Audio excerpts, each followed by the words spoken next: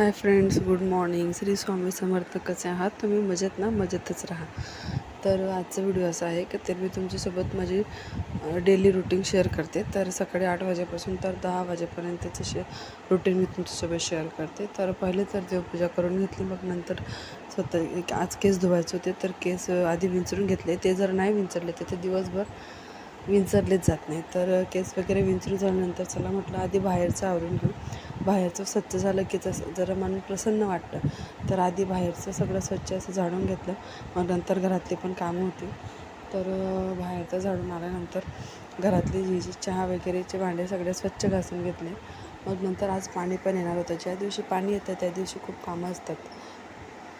त्या दिवशी खूप कामं पुरतात आणि त्याच्यामध्ये माझी 2 मुलं ते अजिबात काम काही करू देत नाही. माझ्याच मागे लागतात, माझ्याजवळ. मीच त्यांना जवळ पाहिजे असते.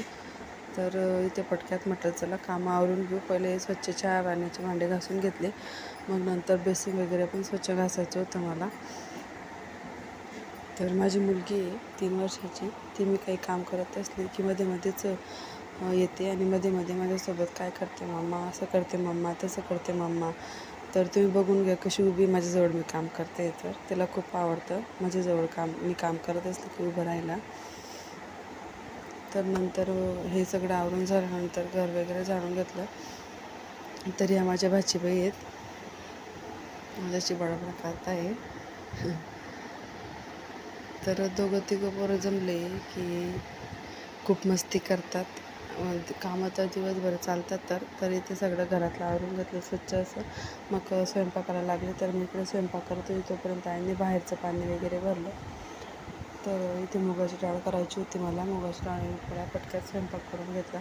मग नंतर बाकीचे पण कामं असतात. तर छोटे मुलं असतात तर त्यांना जेव घालायचं होतं मला. माझी मुलगी अजून हाताने खात नाही आणि जर सपोज हाताने खायला लागली तर खूप टाईमपास करते. परत लहान मुलगा 1 वर्षाचा तर त्याचं पण खायचं मला बनवायचं होतं. तर म्हटलं चला पटकन आवरून घेऊ आपण.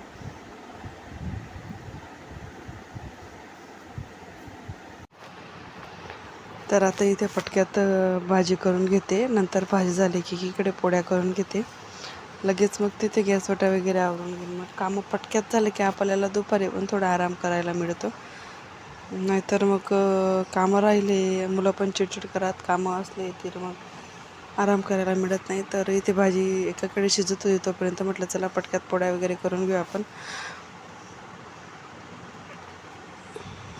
तर तुम्हाला व्हिडिओ कसा वाटला नक्की कमेंट करून सांगा आणि व्हिडिओला आवडला असेल तर नक्की लाईक अँड शेअर करा आणि चॅनलला सबस्क्राईब करा. चला तर मग भेटू पुन्हा नवीन व्हिडिओमध्ये. Bye friends. श्री स्वामी समर्थ.